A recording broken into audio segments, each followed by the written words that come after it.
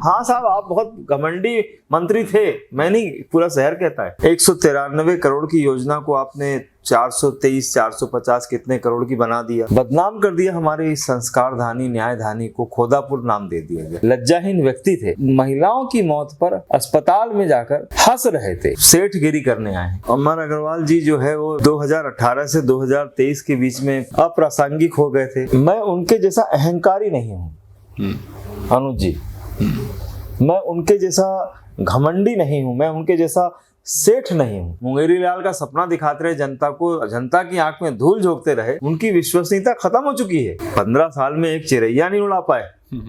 हवाई जहाज की बात छोड़िए आप। वो कहते हैं कि आपके कार्यकाल में बिलासपुर जो है वो अपराध का गढ़ बन गया है। इनके ही कार्यकाल में पत्रकार सुशील पाठक हत्याकांड हुआ, जिसकी सीबीआई जांच हुई, जीरो, कुछ नहीं निकला। कौन है गुंडा इस शहर का?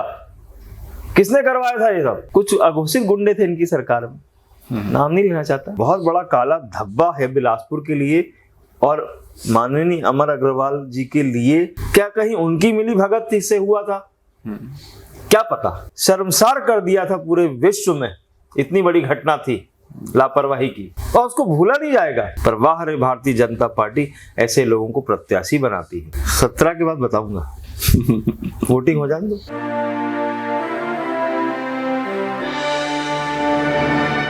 नमस्कार, आपका बहुत बहुत स्वागत है इस कार्यक्रम में।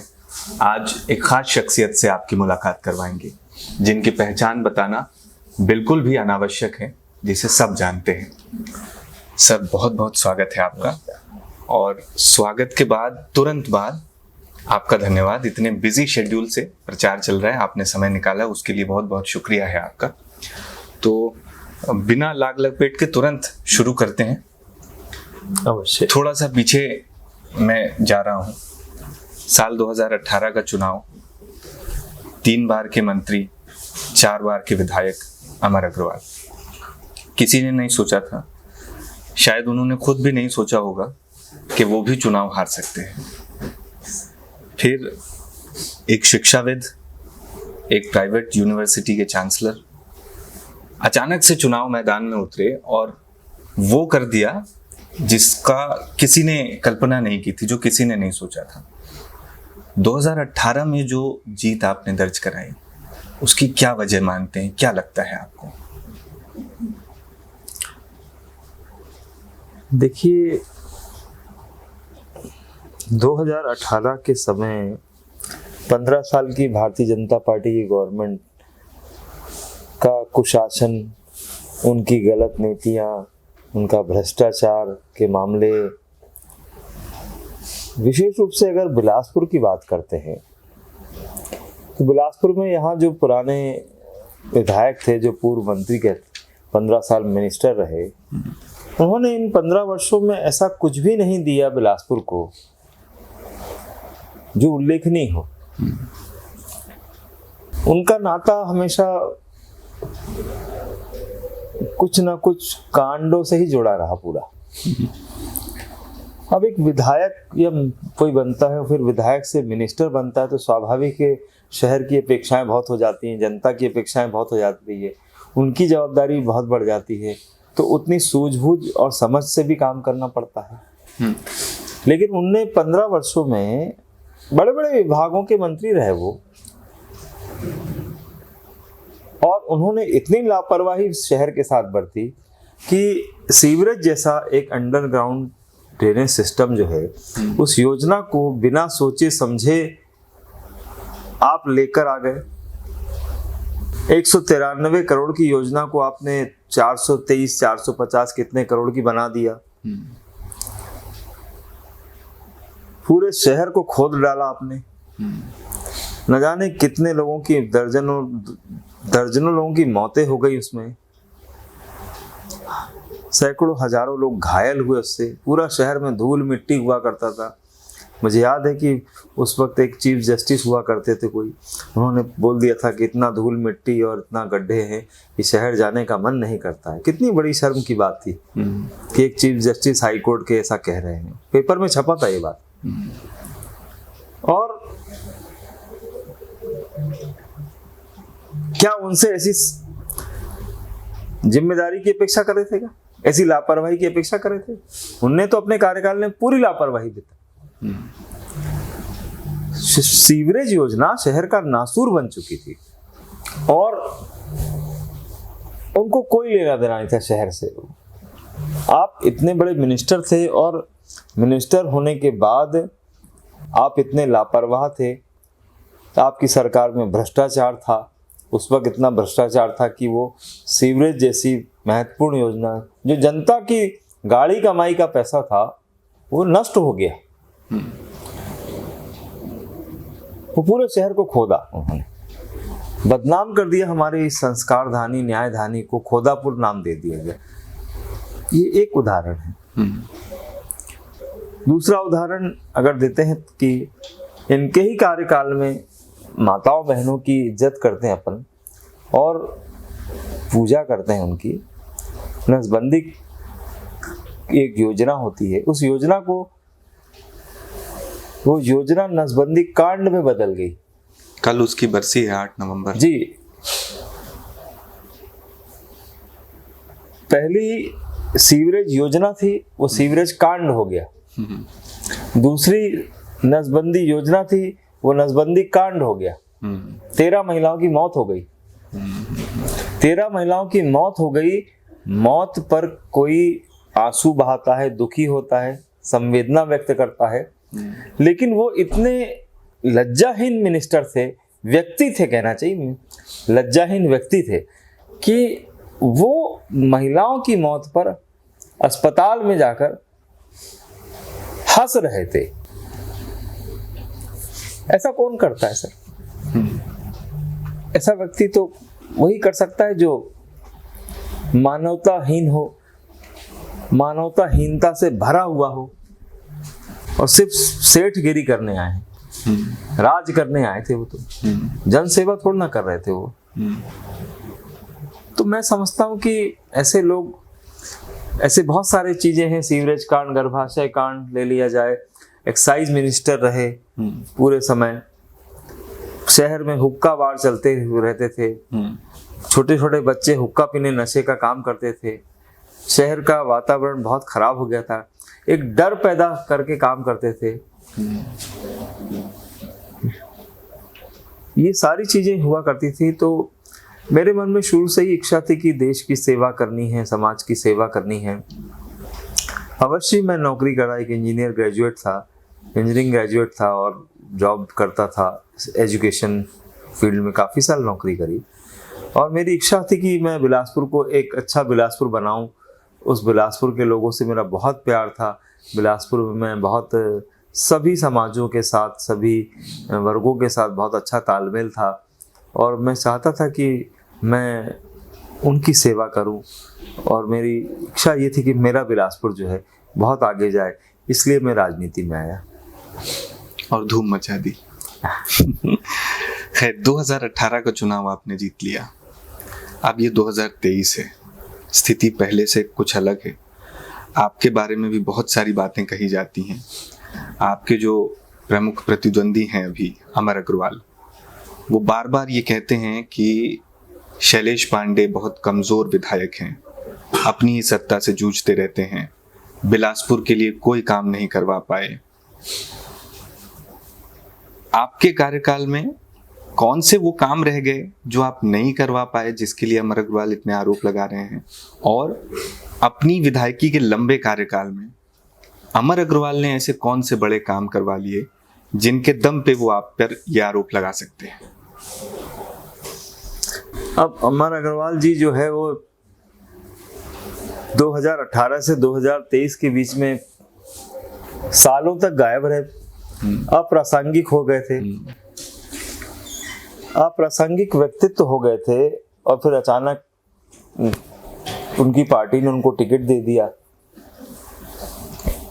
अब अचानक पार्टी ने टिकट दे दिया, अब वो प्रत्याशी बन गए। अब प्रत्याशी बन गए तो कोई मुद्दा तो था नहीं बिलासपुर में कि कोई मुद्दा हो विधायक के विरोध में, तो ऐसा कोई मुद्दाहीन था मामला। अब मुद्दाहीन था तो क्या बोलेंगे। मैं उनके जैसा अहंकारी नहीं हूं अनुज जी, मैं उनके जैसा घमंडी नहीं हूं, मैं उनके जैसा सेठ नहीं हूं। मैं एक मास्टर का बेटा हूं, शिक्षा के क्षेत्र में काम किया, बहुत गरीब परिवार से मेरा नाता था और शिक्षा के माध्यम से ही आगे बढ़ा। सरलता सहजता से बात करता हूँ, विनम्रता से बात करता हूँ, जो उनके अंदर नहीं है, जो उनके अंदर नहीं है, क्योंकि वो शायद बहुत पैसे वाले घर के हैं, शायद नहीं हैं ही। तो मैं तो कहता हूँ कि वो बहुत मजबूत मंत्री थे, बहुत मजबूत मिनिस्टर थे। लोग तो कहते थे मुख्यमंत्री स्तर के मिनिस्टर हैं वो तो। लेकिन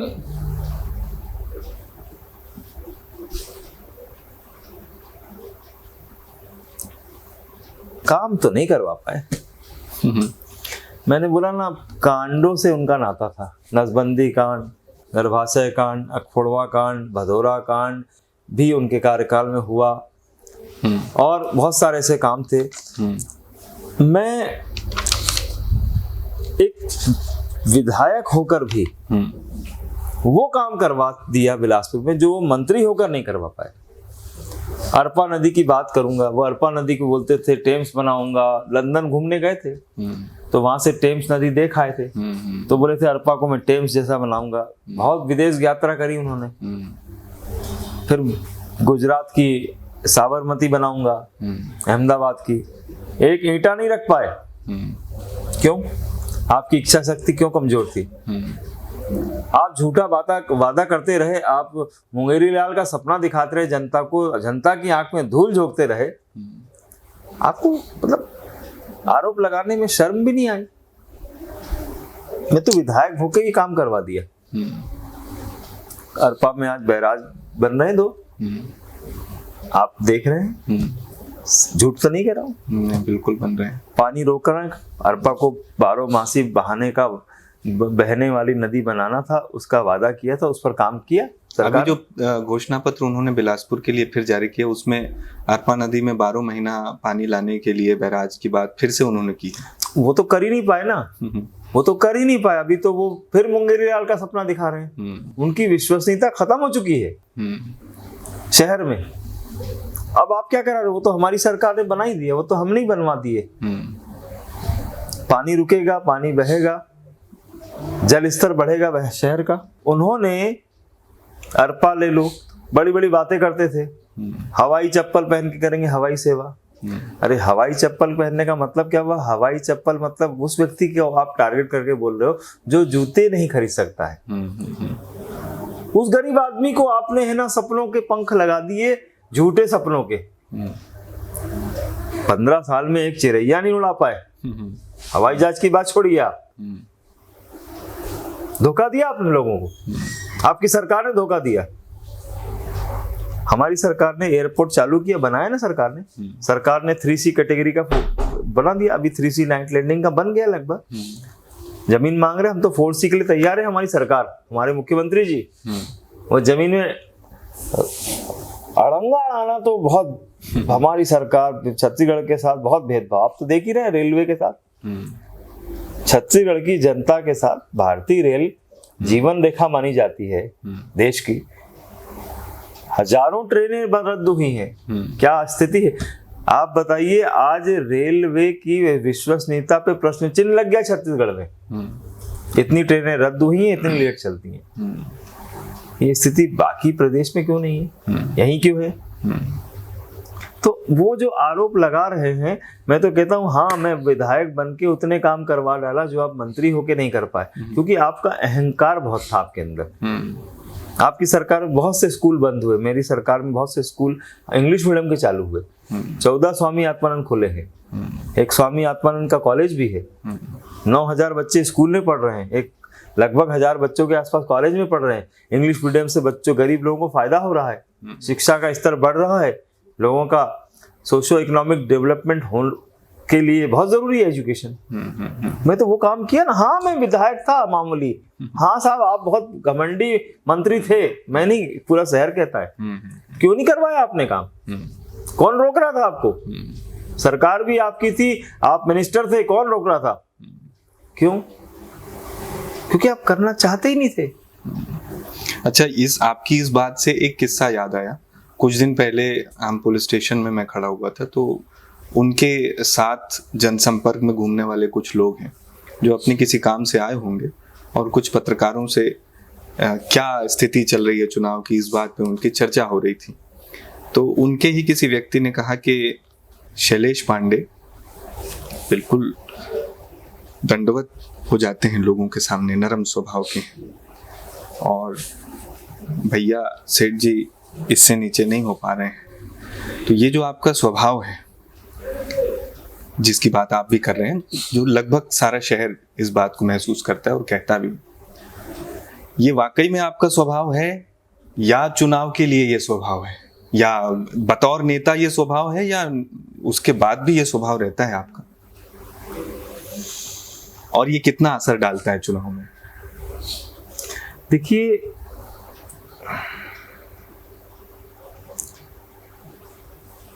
माता पिता जो संस्कार देते हैं बच्चों को, वो संस्कार उनके जीवन भर उनके साथ रहते हैं। विद्या ददाति विनयम, विद्या जो है वो विनय देती है, ऐसा शास्त्र में लिखा हुआ है। पढ़े लिखे तो वो भी है, पर विनय नहीं है उनके अंदर। सभी का, वरिष्ठ लोगों का सम्मान करना, माताओं बहनों का सम्मान करना,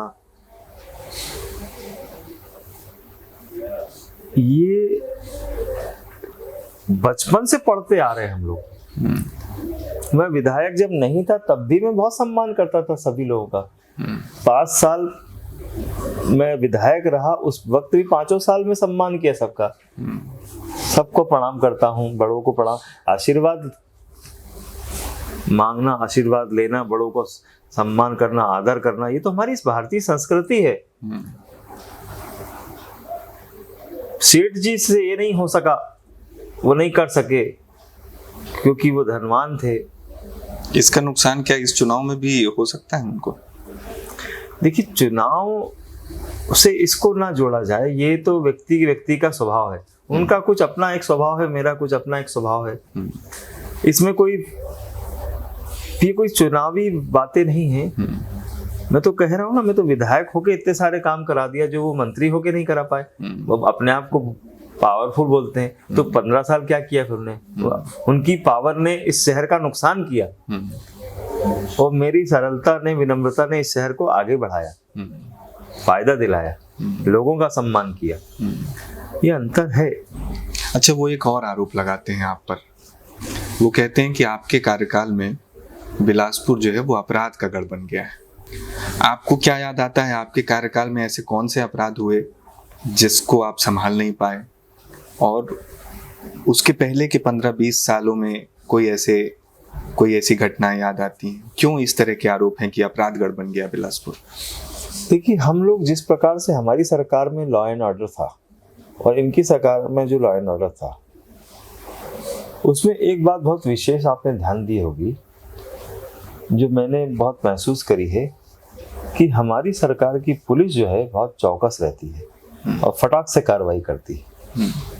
हमने हमारी पुलिस को फ्री हैंड देके रखा था, और हमारी सरकार की पुलिस जो है वो जिस तरीके से काम कर रही थी, वो अपराध मुक्त बनाने का काम कर रही थी। इनकी सरकार में ये अपराधियों को और अपराध को संरक्षण देने का काम करते थे।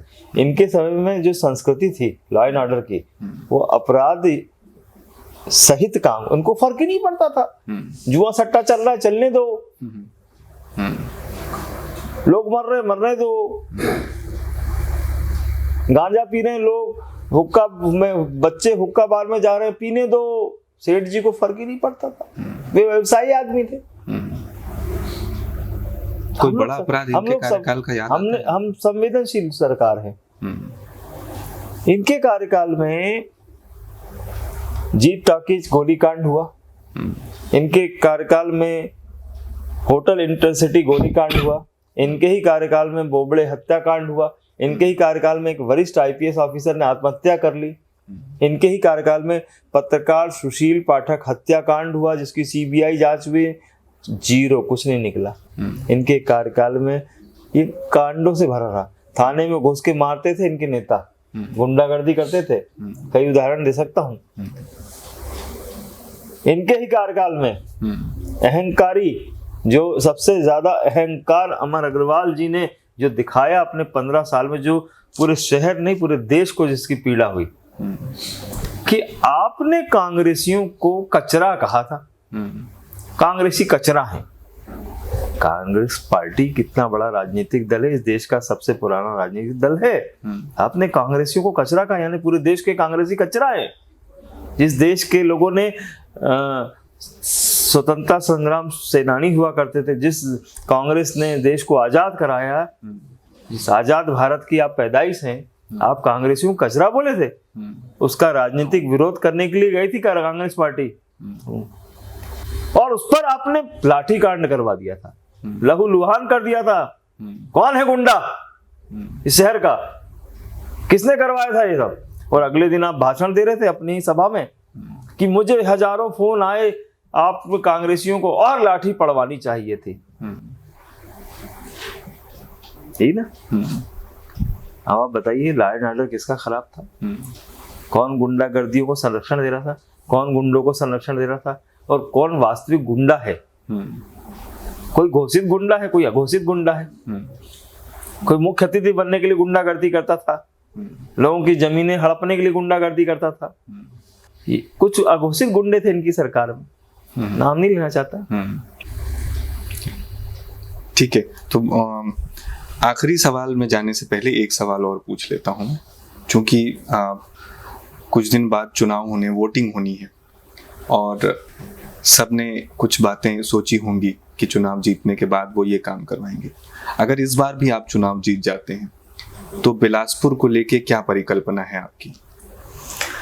देखिए, मुझे है ना बिलासपुर, ये क्या है, मैं बिलासपुर को जन भावनाओं के आधार पर बिलासपुर को आगे बढ़ाना चाहता हूँ कि लोग क्या चाहते हैं अपने बिलासपुर के। लोगों की इच्छा थी अरपाक अच्छी बने, लोगों की इच्छा थी अरपाक के आसपास यातायात हो, लोग चाहते हैं अरपाक के डेवलपमेंट हो, लोग चाहते थे हमारे पास हवाई सेवा हो, लोग चाहते थे अच्छे स्कूल्स आए हमारे यहाँ, लोग चाहते थे अच्छे हॉस्पिटल्स बने हमारे यहाँ।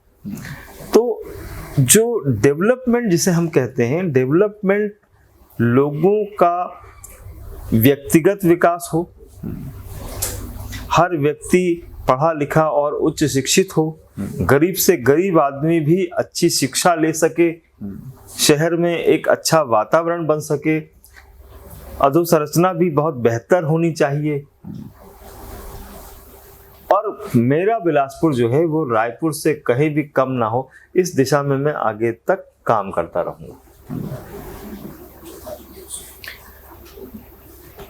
आपने जैसे बहुत सारी बातें आपने कही कि उनके कार्यकाल में बहुत सारी उनके कांड हुए, ये हुए वो हुए, और नसबंदी कांड का भी आपने जिक्र किया, कल उसकी बरसी भी है उस कांड की। नसबंदी कांड हुआ, उनकी सरकार उसके बाद गई, लेकिन किसी आरोपी को कोई सजा नहीं मिली। जिन लोगों की मौत हुई सिर्फ उनका नुकसान हुआ। ऐसा क्या कारण था कि किसी की जवाबदेही तय नहीं हो पाई? देखिए, नसबंदी कांड जो था वो एक बहुत बड़ा काला धब्बा है बिलासपुर के लिए और माननीय अमर अग्रवाल जी के लिए, क्योंकि वो उस वक्त इस प्रदेश के स्वास्थ्य मंत्री भी थे। 13 महिलाओं की मौत हो गई। जांच में क्या पाया गया सिप्रोसिन में, और उस जांच में पाने के बाद आपने क्या कार्रवाई की? आपने क्यों नहीं अधिकारियों को सस्पेंड किया? आप लगातार उनको बचाते रहे। जब हमारी सरकार आई, जब मुद्दा ये मैंने विधानसभा में उठाया, तब विधानसभा में 2 अधिकारियों को सस्पेंड किया गया था। पहली बार 2013 के कांड में 2018, 19 या 20 में सस्पेंड हुए हो जाए। मतलब आपकी सरकार ने फाइल दबा के रखी हुई थी, कोई कार्रवाई करना ही नहीं चाहते थे आप, क्योंकि सबसे पहले तो आपको इस्तीफा देना चाहिए था इतनी बड़ी गलती के लिए। अरे आपने तो इस्तीफा दिया नहीं है, आप इतने लज्जाहीन थे, लेकिन आपने दोषी अधिकारियों पर भी कोई कार्रवाई नहीं करी, जो कार्रवाई हमारी सरकार ने करी आने के बाद। और छुपाना चाहते थे लोग, भूल जाएगी जनता। अरे न्याय कीजिए, क्या कहीं उनकी मिली भगत से हुआ था? क्या पता। स्वास्थ्य मंत्री थे, दवाई खरीदी गई, अमानक दवाइयां आई, क्या पता। 9 साल से ज्यादा हो गए हैं, क्या लगता है लोग भूल गए होंगे उस घटना को? बिल्कुल नहीं भूले हैं। वो नसबंदी कांड के जो लोग प्रभावित हुए थे, जो घर प्रभावित हुए थे, वो घर, वो लोग, वो महिलाएं, उनके परिवार, उनके बच्चे बेसहारा हो चुके हैं। वो कभी नहीं भूलेंगे। माननीय अमर अग्रवाल जी ने जो अपने स्वास्थ्य मंत्री के कार्यकाल में जो गलती करी, इस बिलासपुर को बदनाम किया उन्होंने। नसबंदी कांड से बिलासपुर की घटना शर्मसार कर दिया था पूरे विश्व में। इतनी बड़ी घटना थी लापरवाही की, और उसको भूला नहीं जाएगा कि वो गए माफी मांग ली, हो गया। ऐसा नहीं हो सकता।